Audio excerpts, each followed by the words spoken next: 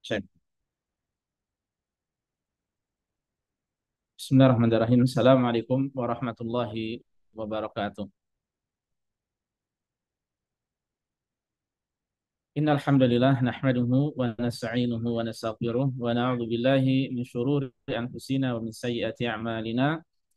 May yahdihillahu fala mudilla lahu wa may yudlil fala hadiyalah. Wa asyhadu an la ilaha illallah wahdahu la syarikalah wa asyhadu anna Muhammadan 'abduhu wa rasuluh. Ya ayyuhalladzina amanu taqullaha haqqa tuqatih wa la tamutunna illa wa antum muslimun amma ba'd. فإن أصدق الحديث كتاب الله وخير الهدي هدي محمد صلى الله عليه وسلم وشر الأمور محدثاتها وكل محدثة بدعة وكل بدعة ضلالة وكل ضلالة في النار. اللهم انفعنا بما علمتنا وعلمنا ما ينفعنا وزدنا علما. اللهم أرنا الحق حقا وارزقنا اتباعه وأرنا الباطل باطلا وارزقنا اجتنابه. رب اشرح لي صدري ويسر لي أمري واحلل عقدة من لساني يفقهوا قولي. Masyaallah muslimin, para jamaah sekalian, baik yang hadir di tenda Ramadan, demikian pula yang mengikuti dari rumah, azanillah wa iyyakum, semoga senantiasa dimuliakan oleh Allah Subhanahu wa taala. Alhamdulillah, segala puji senantiasa kita panjatkan pada Allah, di mana pada hari ini di kajian menjelang berbuka Allah pertemukan kita kembali, ya, hari Rabu 14 Ramadan 1444 Hijriah, di mana insya Allah kita pada kesempatan kali ini akan bersama-sama mempelajari sebuah tema, yaitu kiat selamat dari riya. Kalau kemarin kita sudah membahas kiat ikhlas, sekarang kiat selamat dari riya. Ini dua poin yang sangat erat sekali, ya. Satu sama lain saling masuk, ya, saling bersinggungan. Para jamaah sekalian, azanillah wa iyyakum, biidznillah, pada pertemuan kali ini insya Allah, ya, kita akan menyampaikan sekitar 5 poin dari, ya, kiat selamat dari riya. Hanya saja sebelum kita membahas kiat-kiat tersebut, kita akan dalami secara singkat apa itu riya, ya, apa makna riya. Hakikat riya secara bahasa, para jamaah sekalian, ulama mengatakan an yuriya ghairahu khilafa ma huwa alaihi. Hakikat riya secara bahasa itu artinya adalah seseorang memperlihatkan kepada orang lain sesuatu yang bukan hakikat sesungguhnya. Ya, dia perlihatkan pada orang lain sesuatu yang bukan hakikat sesungguhnya. Inilah makna dari riya secara bahasa. Dan ini pun erat kaitannya nanti dari sisi makna dari riya dari sisi istilah, ya. Di mana orang yang melakukan riya, ya, berarti dia memperlihatkan sesuatu yang tidak biasanya, ya, yang berbeda dengan hakikat sesungguhnya. Makanya berkaitan dengan masalah arti dari riya secara istilah, ya, ulama mengatakan, ya, Ibnu Hajar mengatakan bahwa riya adalah izharul ibadah liqasdi ru'yatin nas laha fayahmadu sahibaha. Itu seseorang menampakkan ibadah, seorang menampakkan atau memperlihatkan ibadah. Tujuannya apa? Tujuannya agar dilihat oleh orang lain sehingga mereka memujinya. Ya, tujuannya agar dilihat oleh orang lain kemudian mereka memujinya. Nah, ini riya. Adapun Al-Imam Al-Ghazali rahimahullah, beliau mengartikan aslu riya, ya, pokok dari riya adalah talabul manzilah fi qulubin nas bi iraihim khisalal khair. Ya. Pokok dari riya adalah mengharapkan kedudukan di hati manusia, mengharapkan kedudukan di hati manusia. Dengan cara apa? Dengan cara memperlihatkan pada mereka kebaikan-kebaikan. Dengan cara memperlihatkan atau menampakkan pada mereka kebaikan-kebaikan, ya. Ini dua poin saja kita sampaikan dari penjelasan ulama berkaitan dengan riya, ya. Jadi ketika seseorang Contohnya dia sholat, ya, kemudian dia perbagus suaranya, ya, dia perpanjang rukuknya, sujudnya, perpanjang berdirinya, ya, menampakkan khusyuk, ya, menampakkan seakan-akan sedih dalam sholatnya, ya, atau mungkin menampakkan dirinya menangis, ya, karena apa? Tujuannya supaya dilihat oleh orang lain, kemudian dipuji oleh mereka, ya, maka itulah yang disebut dengan riya, ya, dalam sholat tersebut, ya. Dan insya Allah nanti akan kita sedikit rinci lagi hakikat dari riya. Lalu di waktu yang singkat ini kita akan membahas kiat selamat dari riya. Apa saja kiat selamat dari riya yang disampaikan oleh para ulama banyak. Ya, kita akan mengambil poin mengingat waktu yang sangat singkat. Yang pertama, mohon pertolongan pada Allah agar diselamatkan dari riya dan diberikan keikhlasan dalam beramal soleh. Ini erat dengan yang kita sampaikan kemarin, ya. Mohon pada Allah agar kita diberikan keikhlasan dan agar diberikan perlindungan dari riya, agar diselamatkan dari riya, ya. Karena sebagaimana yang kita sampaikan kemarin bahwa riya itu kata Rasulullah sallallahu alaihi wasallam, fa innahu akhfa min dami min naml. Ya, riya itu lebih terselubung, lebih tersembunyi daripada daripada semut yang merayap, ya, sehingga Rasulullah Shallallahu Alaihi Wasallam kemudian menyampaikan atau mengajarkan sebuah doa kepada para sahabatnya agar selamat dari riya, ya, atau kesyirikan secara umum.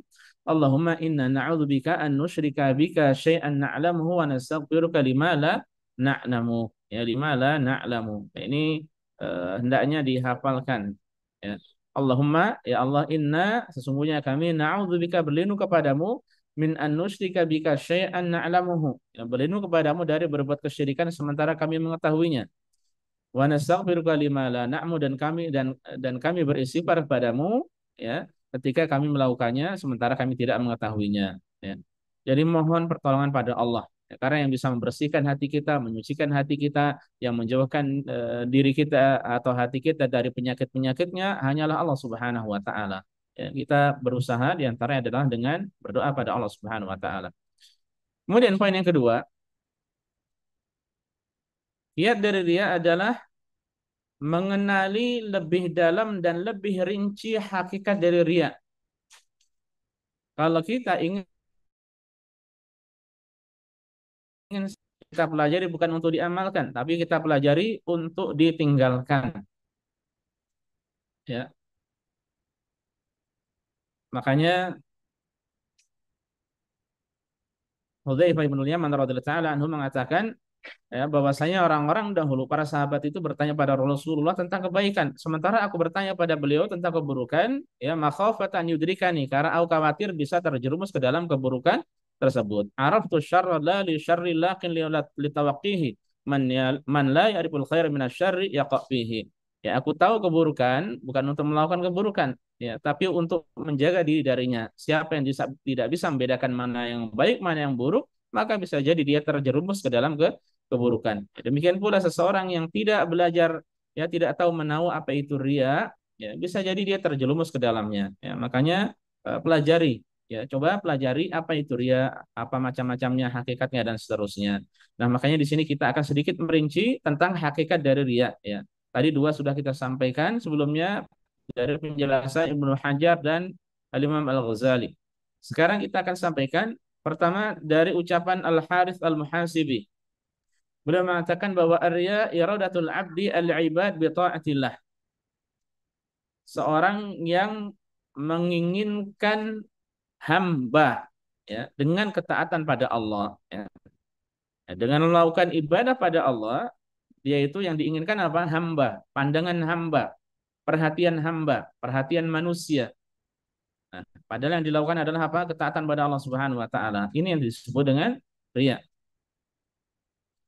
Kemudian Al-Izz bin Abdus Salam mendefinisikan riya adalah izharu amalil ibadah, yaitu menampakkan atau memperlihatkan amalan ibadah. Ya, jadi ibadah ditampakkan. Apa tujuannya? Liyanala mudhiruha aradan dunyawiyan. Agar orang tersebut mendapatkan perbendaharaan duniawi, ya, sesuatu yang bersifat duniawi, ya, imma bijal binaf'in duniawi, ya, entah itu berupa dia mendapatkan manfaat duniawi, atau ta'zimin atau pengagungan, atau ijlalin, ya, atau dia dimuliakan, ya, dia dipuji-puji, dimuliakan, di apa namanya, yusharu ilahi bil banan, di top, ya, diacungi jempol lah istilahnya. Nah, ini dia beribadah melakukan ketaatan tujuannya untuk itu, ya. Maka inilah hakikat dari riya. Kita tambah lagi. Ada Al-Qurtubi rahimahullah, seorang ulama dari Andalusia, dari Cordoba, mengatakan bahwa hakikat riya talabu ma fid dunya bil ibadah. Hakikat dari riya adalah mengharapkan apa yang ada di dunia tapi dengan ibadah. Ya, ini lebih luas lagi, lebih umum lagi, ya. Wa asluhu talabul manzilah fi qulubin nas, dan asalnya riya ini adalah mengharapkan kedudukan di hati manusia. Jadi dia mengharapkan kedudukan di hati manusia, ya, supaya mereka tahu, supaya dirinya terkenal di tengah mereka dengan ibadah-ibadah. Ya, maka ini termasuk dari riya, ya. Kemudian di antara perincian, sedikit perincian yang kita sebutkan adalah, lalu macam-macam riya itu apa? Ya, ulama mengatakan di antara macam-macam riya adalah riya dengan perbuatan atau dengan amalan. Ya, contoh riya dengan perbuatan atau amalan seperti memperlihatkan salat khusyuk, ya, atau tadi memperpanjang salatnya, memperpanjang rukuknya, memperpanjang sujudnya, ya, memperindah tilawah Al-Qur'annya, ya. Tapi tujuannya itu supaya mendapatkan pujian, sanjungan, pengagungan, supaya disebut sebagai qari. Nah, ini eh, dengan perbuatan. Kalau kalau yang terakhir tadi untuk bacaan Al-Qur'an ini nanti masuk kategori atau macam yang kedua, ya, tepatnya. Yang pertama dengan perbuatan atau amalan. Yang kedua, riya dengan perkataan atau ucapan. Nah, ini tadi kalau membaca Al-Qur'an tepatnya di sini. Ya, seperti dengan tilawah Al-Qur'an, dengan zikir di depan manusia, subhanallah, subhanallah, subhanallah, subhanallah. Bahkan ada yang aneh-aneh, ya. Dan ini sangat rentan dengan riya sekali. Ya, akhir-akhir ini lagi viral video orang zikir, zikirnya itu sampai digantung, Pak. Jadi dengan gantungan besar, tinggi gitu, ya, paling 3 meter, 4 meter ke atas, dia di bawah, jadi dikerek. Bijinya itu besar-besar. Subhanallah, subhanallah, subhanallah, subhanallah, subhanallah, subhanallah. Kalau antum mau videonya bisa saya share, ya. Saya kalau ada video-video seperti itu saya koleksi, ya. Semoga Allah memberikan petunjuk pada kita dan kepada beliau ini, ya. Allah. Atau termasuk riya dengan mau'izah, dengan nasihat, ya. Riya dengan nasihat. Nah, ini juga bisa dengan memberikan nasihat, ya, tapi tujuannya itu mendapatkan pujian, ya. Tujuannya supaya disebut sebagai orang alim, orang yang baik, orang ini. Nah, ini keliru, ya. Tujuan-tujuan seperti itu keliru, ya. Kemudian juga bisa riya atau macam yang ketiga, ya, riya dengan pakaian dan penampilan. Riya dengan pakaian dan penampilan. Seperti sengaja mengenakan pakaian yang lusuh, ya, supaya disebut sebagai orang yang zuhud, ya. Sengaja sujud keras-keras supaya dahinya hitam, ya. Tapi kalau orang rajin, terkadang dia sujud memang di tempat yang tidak halus, tidak lembut, ya, sajadahnya, kemudian dia sujud, ya, kemudian muncul tanda hitamnya, dia tidak, bukan sengaja, ya, maka itu sesuatu yang lain, ya. Masya Allah. Justru salut ketika kita adalah orang-orang yang rajin seperti itu, rajin ibadah, rajin sholat, ya. Tapi kalau orang sengaja, sampai-sampai di sini dikasih rumput, rumput yang mudah menggores. Dia pas sujud rumputnya miring ke kanan atau ke kiri. Yang hitam jadinya sebelah kanan atau kirinya. Ya. Nah, ini tidak benar seperti ini, ya. Nah, ini dengan pakaian, dengan penampilan. Sebagaimana banyak yang rentan-rentan sekali dari kita ikhwah sekalian, orang yang selfie kemudian di-share ketika berpakaian ihram. Ini banyak sekali dari teman-teman. Kita sampaikan berkali-kali tapi lewat begitu saja nasihat-nasihat seperti ini, ya. Ya. Itu sangat rentan. Orang tidak tidak mungkin tahu orang berpakaian ihram itu mau tidur. Orang pakaian ihram pasti sedang umroh atau haji, ya, dia tampakkan ibadahnya. Apalagi hati-hati dengan komentar netizen. Lebih baik ada yang menasehati di kolom komentar daripada ada yang masya Allah ibadahnya masya Allah dengan pujian-pujian. Orang kalau selfie dipuji itu semakin berani dia. Ya tidak. Awalnya dari belakang, masya Allah cantiknya, ya. Kemudian dari samping kanan, masya Allah gantengnya. Dari samping kiri, lama-lama dari depan, lama-lama dengan gaya, lidah keluar sedikit, tangannya menunjukkan dua jari atau yang lainnya. Ya. Lama-lama seperti itu. Makanya jaga diri, ya. Ibadah itu disembunyikan, ya, karena itu lebih dekat kepada ikhlas. Ya. Kemudian yang terakhir, riak dengan anggota badan, ya, seperti menampakkan badan yang kurus, muka pucat, ya, lesu, supaya disebut sebagai orang yang taat beribadah. Ya. Apalagi terkadang seorang menampakkan capek, ngantuk. Kok kamu kelihatan lesu? Iya, tadi malam saya sholat malam 2 jam. Wah, keren ya. Tadi malam saya sholat tarawih 5 juz, ya, dan sebagainya.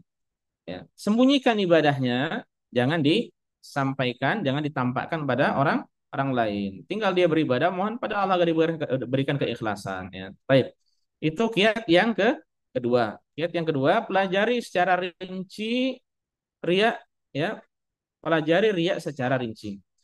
Kiat yang ketiga, agar selamat dari riya, mempelajari bahaya bahaya riya di dunia dan akhirat. Ya, kita perlu pelajari apa ayat-ayat tentang ria, hadis-hadis tentang ria, penjelasan ulama tentang bahaya ria, baik di dunia ataupun di akhirat, supaya kita lebih takut, supaya kita lebih khawatir. Ya, subhanallah, untuk menjadi orang yang diterima ibadahnya itu tidak mudah. Dan luar biasanya ibadah itu tidak ada alatnya untuk mengukur apakah diterima atau tidak. Tidak pakai barometer, altimeter, termometer, apalagi atau yang lainnya tidak bisa. Ya. Kalau ada, saya pesan satu, ya, saya pesan satu, ibadah kita diterima atau tidak. Allah mengatakan innama yataqabbalullahu minal muttaqin. Ya, ibadah itu hanya akan diterima dari orang-orang yang bertakwa. Subhanallah. Makanya di antara ulama salaf dahulu ada yang mengatakan seandainya aku tahu satu sujudku itu diterima oleh Allah, ya, maka itu lebih baik bagiku daripada dunia dan seisinya. Bahkan di antara mereka ada yang mengatakan seandainya aku tahu sujudku satu saja diterima oleh Allah, aku akan mengharapkan kematian. Maka itu sudah cukup. Tanda bahwasanya dia itu termasuk orang yang bertakwa, ya. Tanda bahwasanya dia termasuk orang yang bertakwa, ya. Makanya luar biasa ketika ada orang, ya, ibadahnya diterima oleh Allah, ya. Kita ini ibadahnya belum tahu diterima oleh Allah, tapi apa? Sombongnya minta ampun, ya. Kita ini intinya sifat-sifat buruknya pada kita ini banyak, makanya kita banyak-banyak introspeksi diri. Secara singkat para jamaah, apa itu bahaya riya di dunia dan akhirat? Pertama, termasuk syirik kecil atau termasuk kesyirikan. Meskipun dia syirik kecil, tapi lebih besar daripada dosa besar selain syirik. Dosa besar kan banyak. Ada membunuh, ada berzina, ada apa lagi? Ya. Tapi ini lebih besar. Dosa syirik ini lebih besar karena yang disentuh langsung hak Allah Subhanahu wa taala, kedzaliman terhadap Allah. La tandur ila sigharil ma'siyah walakin undur ila man asaita. Jangan lihat kepada kecilnya kemaksiatan yang kau lakukan, tapi lihat kepada siapa engkau bermaksiat. Itu kalau maksiatnya kecil. Nah, ini riya ini termasuk dosa besar yang paling besar karena dia termasuk kesyirikan. Kemudian yang kedua, riya ini sarana yang dapat mengantarkan kepada dosa besar. Ya kan bahaya. Ketika terus dilakukan ini adalah sarana menuju kepada dosa besar. Kemudian yang ketiga, riya dapat menghapus amalan yang menyertainya dan menghilangkan keberkahannya. Ya, amalan tidak berkah, amalan tidak diterima. Ya, sedekah riya, salat riya, ngaji riya, ngisi kajian riya, memberi nasihat riya, amar ma'ruf nahi munkar riya, semuanya riya. Na'udzubillah, ya, amalannya terhapus semuanya. Kemudian di antara bahayanya termasuk fitnah yang sangat dikhawatirkan oleh Rasulullah Sallallahu Alaihi Wasallam. Ya, beliau mengatakan, ala ukhbirukum bima huwa akhwafu alaikum indi minal masihid dajjal. Maukah aku kabarkan pada kalian sesuatu yang lebih aku bahayakan terjadi pada kalian daripada fitnah Dajjal? Para sahabat menjawab, bala, tentu saja ya Rasulullah. Kemudian beliau mengatakan, asyirkul khafi. Ya, aku khawatirkan terjadi pada kalian adalah syirik terselubung, syirik tersembunyi. An yaqumar rajul yusalli fa yuzayyin salatahu lima yara min nadhari rajul. Itu seorang salat contohnya, ya. Kemudian dia perindah, perbagus salatnya karena dilihat oleh orang lain. Ya, karena ingin dilihat oleh orang orang lain, ya. Nah, ini tentu mengerikan. Bahkan Rasul mengatakan ini lebih bahaya daripada fitnah Masih Dajjal. Karena apa? Kalau fitnah Masih Dajjal itu hanya di akhir zaman saja, iya. Kalau ria ini potensinya bisa menimpa kita semuanya. Ya, bahkan ini dikhawatirkan sejak zaman Rasulullah. Beliau mengatakan hal ini kepada para sahabat radhiyallahu taala anhum ajma'in, ya. Ini bisa menimpa semuanya. Kalau fitnah Masih Dajjal nanti hanya di akhir zaman saja. Makanya sangat mengerikan. Dan yang terakhir di antara bahaya riya, ya, bahaya riya banyak, ya, ini di antaranya baik di dunia ataupun di akhirat, sebab kehinaan dan kehancuran umat. Ya, sebab kehinaan dan kehancuran umat. Ya, kalau mau ditambah lagi sebab masuk neraka gitu, ya, sebab masuk neraka dan dijauhkan dari surga, ya. Kita mohon pada Allah semoga Allah memberikan keikhlasan pada kita dan semoga Allah menjauhkan diri kita dari ria. Allahumma amin. Kemudian kiat yang keempat. Kiat yang keempat para jamaah agar terhindar dari ria adalah semangat menyembunyikan amal ibadah dan melatih diri untuk membiasakannya. Ya, jadi kita latih diri kita, ya, untuk menyembunyikan amal ibadah supaya kita tidak bisa riya, yang kebalikannya adalah ikhlas. Ya, supaya kita tidak bisa riya. Karena kalau kita menyembunyikan amalan, sholat malam sendiri, ya, tilawah sendiri, ya, maka akan riya di hadapan siapa? Dan ulama mengatakan, ya, bukan termasuk atau termasuk dari menyembunyikan amal ketika dia lakukan di tengah keluarga. Ya, jadi tengah keluarga itu termasuk dia menyembunyikan amal. Karena sesuatu yang hampir tidak bisa dia sembunyikan, dia tidak. Namanya juga keluarga. Kecuali mungkin di momen-momen tertentu malam hari ketika semua anggota keluarga tidur, ya, kemudian dia sholat, dia ibadah, ya, maka ini memungkinkan. Tapi secara umumnya bahwa ibadah di tengah keluarga itu termasuk dari menyembunyikan amal ibadah. Ya. Poin keberapa itu? Empat. Dan terakhir para jamaah sekalian, azanillahu ayyakum, merenungi, ya, kita butuh merenung, ya, kita ini butuh berpikir, butuh merenung, butuh tafakur, butuh tadabbur, butuh apa lagi, menghayati atau berpikir, evaluasi dan semacamnya, bahwa amalan yang bermanfaat hanyalah yang ikhlas lillahi ta'ala. Kita tahu betul bahwa amalan yang paling ikhlas, amalan yang akan diterima oleh Allah adalah yang ikhlas, dan yang paling baik adalah yang paling ikhlas lillahi taala. Ya, kita tahu juga bahwa syarat diterimanya amal ibadah adalah ikhlas. Ya, ini yang pertama, dan yang kedua sesuai dengan tuntunan. Ya, sesuai dengan tuntunan Rasulullah Shallallahu Alaihi Wasallam. Kalau tidak ada ikhlas, meskipun amal itu sesuai dengan tuntunan, ya tidak akan diterima. Atau sebaliknya, seorang ikhlas tapi tidak sesuai dengan tuntunan, maka tidak akan diterima. Orang ikhlas lillahi ta'ala dalam salat, tapi salatnya dia mulai dari ruku, kemudian akhirnya takbiratul ihram, ya, tidak akan diterima.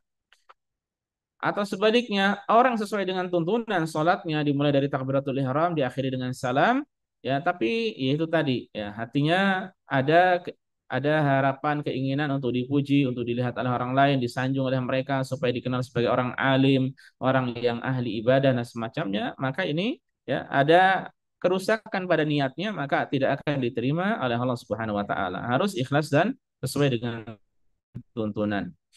Allah Subhanahu wa taala mengatakan di akhir dari surat Al-Kahfi. Siapa yang hafal? Ya, coba.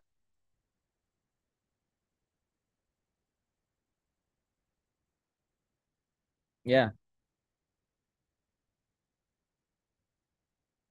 Faman kana yarju liqa'a rabbih falyamal amalan salihah wa la yusyrik bi ibadati rabbih ahada.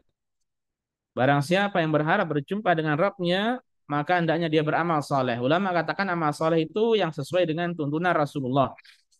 Wala yusyrik bi ibadati rabbih ahada, tidak syirik di situ. Artinya berarti dia ikhlas. Tidak riya, tidak syirik, berarti dia ikhlas. Makanya Ibnu Katsir rahimahullah ketika menafsirkan ayat ini, beliau mengatakan hadzani rukna al-amal al-mutaqabbal. Ini dua rukun diterimanya amal-amalan, ya, ikhlas dan sesuai dengan tuntunan. Saya bacakan riwayat dari Abu Umamah Al-Bahili radhiyallahu taala anhu. Ya, di hadis yang diriwayatkan oleh Nasai. Ada seorang datang kepada Rasul Shallallahu Alaihi Wasallam, kemudian dia bertanya, Ara'aita, wahai Rasulullah, bagaimana menurutmu? Rajulan ghaza yaltamisul ajra wa dzikra malahu, seorang berperang, ya, tapi dia mengharapkan balasan di dunia, ya, dia mengharap, saya ulangi, dia mengharapkan bayaran dan dia mengharapkan agar terkenal, ya, disebut sebagai orang apa? Pemberani, pahlawan dan semacamnya. Kemudian Rasulullah SAW mengatakan la syai'alahu. Dia tidak mendapatkan apa-apa. Orang itu kemudian bertanya sampai 3 kali dan Rasul menjawab dengan jawaban yang sama, la syai'alahu. Dia tidak mendapatkan apa-apa. Padahal dia berperang, berjihad fisabilillah, ya, jihad, dia berjuang. Tapi ketika yang diharapkan seperti ini tidak apa-apa. Kemudian beliau mengatakan innallaha la yaqbalu minal amal illa ma kana lahu khalisan wa btughiya bihi wajhuh. Sesungguhnya Allah tidak akan menerima suatu amalan melainkan yang murni untuknya semata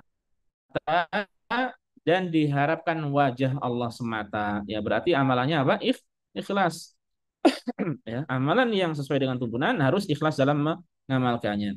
Di riwayat yang lainnya dari Abu Musa al-Asy'ari radhiyallahu anhu riwayat Al-Bukhari bahwasanya seorang bertanya pada Rasulullah, "Ar-rajulu yuqatilu lil maghnam wa rajulu yuqatilu lidzikri wa rajulu yuqatilu li yura makanuhu. Faman fi sabilillah?"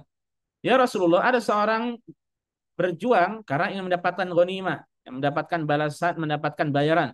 Ada yang berperang ingin disebut dikenang, ya, disebut sebagai pemberani. Ada yang berperang supaya ketahuan kedudukannya, ya. Dan sebuah riwayat disebutkan karena riya.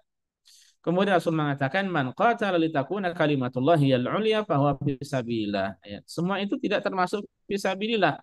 Yang fisabilillah adalah man, kata beliau, siapa yang berjuang, ya, tujuannya untuk meninggikan kalimat Allah, kalimat la ilaha illallah, ya, maka dialah yang berjuang di jalan Allah, ya. Nah, jadi ini yang lurus, niat yang baik seperti ini, bukan berjuang untuk terkenal, bukan mendapatkan bayaran, bukan supaya disebut sebagai pejuang, orang yang pemberani dan semacamnya. Ya, ini nanti akan, ya, berbahaya bagi diri orang tersebut. Ya. Dan terakhir para jemaah sekalian, Rasulullah SAW mengatakan, ya, di hadis yang sahih diriwayatkan oleh Bukhari, man bana masjidan ya betaghi bihi wajh Allah banallahu lahu mithlahu fil jannah. Siapa yang membangun masjid, ya, dia mengharapkan dengan masjid tersebut wajah Allah semata. Apa mengharap wajah Allah itu artinya?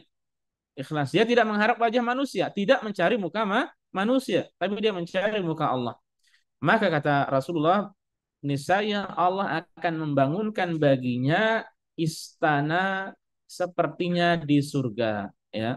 Ini sebab orang yang ingin mendapatkan istana di surga, caranya adalah dengan membangun masjid lillahi ta'ala, ya. Di hadis-hadis ini ikhlas sekalian, kemudian di ayat terakhir dari surat Al-Kahf tadi, ya, kita tahu bahwasanya orang ketika hendak diterima amalannya dia harus ikhlas lillahi ta'ala, ya. Ini perlu kita renungi, perlu kita resapi, ya, bahwa ibadah yang diterima oleh Allah itu adalah ikhlas, ya. Yang riya tidak akan diterima oleh Allah Subhanahu wa taala.